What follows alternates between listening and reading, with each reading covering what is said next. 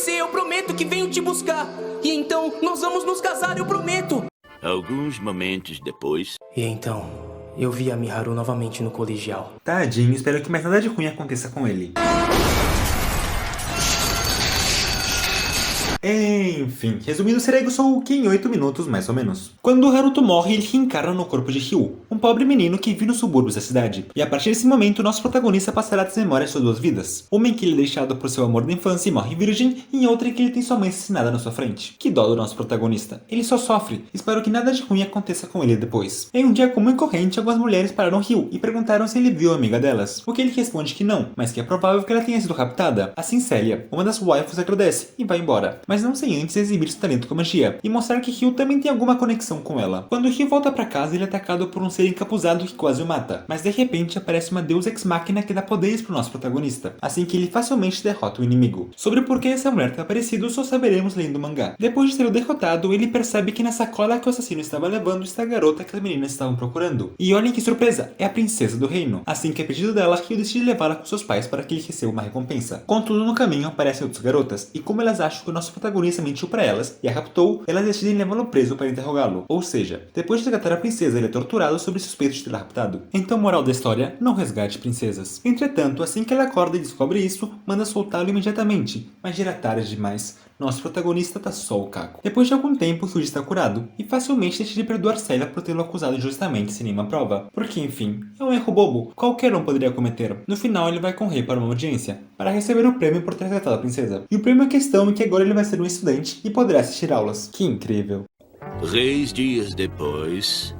Agora que ele é um aluno, ele começa a frequentar a escola. Entretanto, ele sofre bullying diariamente, já que todos lá são de famílias ricas, e nosso protagonista, além de ser órfão, não tem nenhum dinheiro. Como Ryu não sabe ler nem escrever, ele começa a frequentar aulas particulares com Célia. Assim que diariamente, depois das aulas, ele vai para a sala dela tomar chá e ter aulas particulares. Se passa o tempo e cada vez os estudantes estão tendo mais raiva do nosso protagonista, porque embora Ryu seja pobre, órfão e não consiga usar magia, por enquanto, ele ainda tem as maiores notas de todos. O principal responsável do bullying é Stuart, um garoto rico e mimado que se acha muito. Ele ainda vai ser importante, lembrem dele.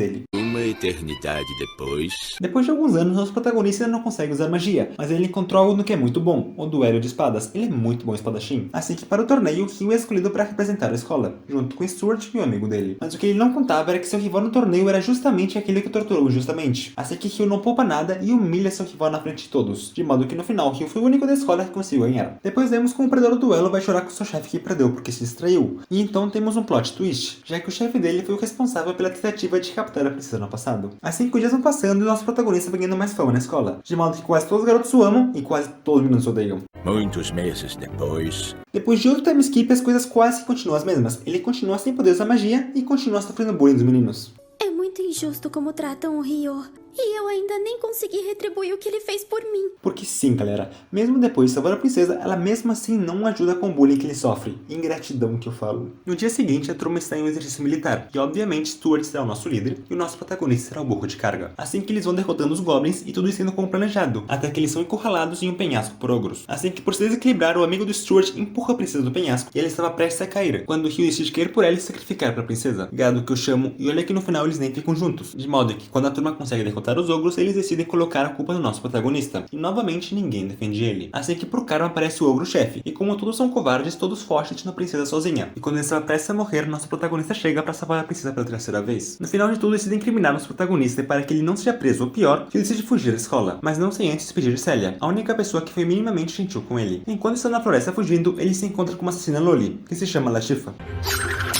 Agora eu vou te matar. No final eles lutam um pouco e Ryu a derrota sem maiores dificuldades, e ainda libera do colar de escravidão, assim que como agradecimento ela decide viajar com ele. Durante a viagem ele descobre que ela também é uma reencarnada assim como ele, e ainda por cima que eles morreram no mesmo trem. Olha que coincidência, mas Ryu decide que ainda é muito cedo para contar pra ela. Assim que de noite, enquanto estão dormindo, eles são emboscados por mulheres Furies, e como elas acham que ele raptou a Latifa, elas o derrotam e colocam preso, mas pelo menos dessa vez não o torturaram. Assim que na aldeia, depois de declararem mal entendido, Latifa vai seu resgate e as mulheres Furies se desculpam com ele. Mais tarde os aldeões da vila também se desculpam, e durante essa reunião aparece uma deidade que diz que Ryu também tem outra deidade dentro dele, o que faz ele quase um líder dessa aldeia. Assim que depois de algumas conversas ficou acordado que Ryu ficará um tempo nessa aldeia, até que Latifa se acostume e que ele aprenda a usar a magia por vontade própria.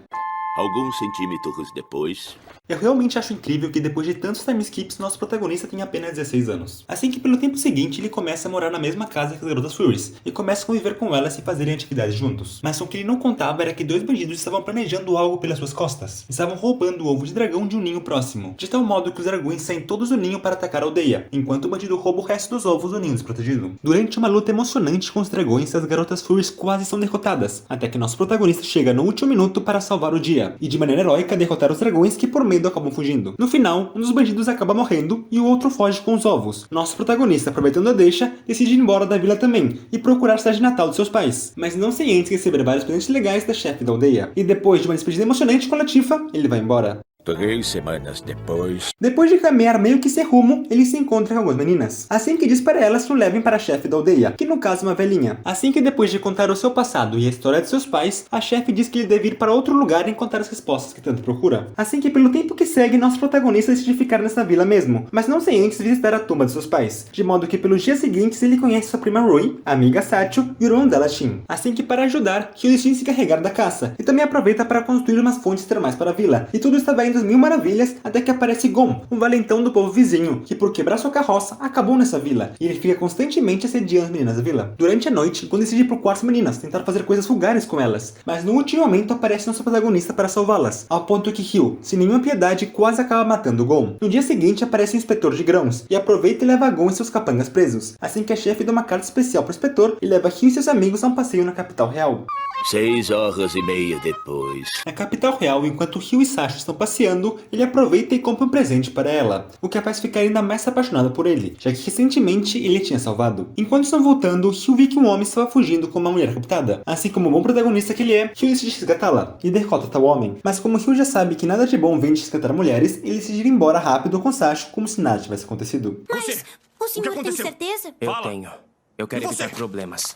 Enquanto isso, o inspetor dá carta para seu pai, que fica surpreendido e manda imediatamente chamarem Hyo. Quando se encontram, ele conta ao nosso protagonista que ele foi um servo de sua mãe, já que ela era a princesa desse reino, e que seu pai era o guerreiro mais forte que havia. Assim que manda Hyo ir ao palácio falar com os reis, que seriam seus avós. Quando o nosso protagonista chega lá, os avós dele explicam que seu pai era o guardião de sua mãe, o que fez que eles se apaixonarem. E como o reino vizinho os estava obrigando a ter um matrimônio arranjado, os pais de Hyo decidem fugir para o reino do começo da história. Depois, a pedido dos avós, Hyo explica que sua mãe foi assassinada por um aventureiro amigo de seu pai, o que o faz jurar vingança. Assim que nosso protagonista diz que ainda não pode assumir o trono, já que ele é o único herdeiro vivo, mas que antes ele deve vingar a morte de seus pais. Algo que os reis entendem perfeitamente, mas antes mandam que nosso protagonista teste sua força, com o pai da garota que resgatou antes, que por sorte não era a princesa, mas sim a da realeza. Assim que o duelo começou com uma luta bem equilibrada, mas nosso protagonista está muito forte nesse ponto da história, e com um poder incrivelmente forte, ele o derrota em um instante. Assim que depois dessa calorosa reunião familiar, ele se despede de sua voz e vai embora. Voltando à aldeia, ele avisa a chefe da vila que ficará por mais um tempo, e depois irá embora. Assim que bora mais um time skip. Muitos meses depois. O mais relevante que aconteceu nesse tempo que ele ficou foi basicamente que Sasha se declarou para o nosso protagonista, dizendo que pelos últimos meses ela treinou bastante para poder acompanhá-lo nas viagens, mas ele volta a rejeitá-la, tadinha dela. Assim que quando o tempo chega, ele se despede da chefe da aldeia e quando já estava indo embora se encontra novamente com Sasha, que embora não tenha superado ele ainda, diz que se encontrarão no futuro.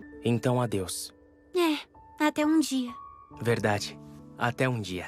Que triste, vou chorar. Mas depois ele volta à aldeia das garotas Furies e tem um motivo reencontro com Latifa, que nesse ponto da história já cresceu bastante. No dia seguinte, quando acorda, Hyo está com uma garota do seu lado, o que faz que todas as garotas Furies fiquem ciumentas. No final, se tratava do espírito que salvou no começo da história, mas infelizmente ela perdeu a memória, de modo que só teremos respostas a esse mistério no mangá. Como ela não se lembra nem do seu próprio nome, Hyo decide chamá-la de Aisha. Assim que depois disso, ele faz o que qualquer pessoa normal faria. Nosso protagonista se duelar com ela em uma batalha bem equilibrada. Então descobrimos que ela, além de ser super poderosa, consegue dominar os 5 elementos, algo muito raro entre os espíritos. Assim que depois disso ele novamente vai embora, mas não sem antes receber outro presente, um brinco que o faz trocar de cabelo, de modo que ele decide voltar ao reino em que morava antes e ver sua antiga professora amiga. Assim que ele chega, descobre que Sally está pronto para se casar com Charles, aquele mesmo que o torturou no começo da história, e ele descobre que tudo não passava de uma manobra política, já que como a família real tinha sido deposta do poder por perder a guerra, a família de Sally tinha perdido muito prestígio, de modo que com o casamento ela poderia ajudar seus pais. Assim que Hyo vai visitá-la durante a noite, Ele estava muito feliz com vê-lo,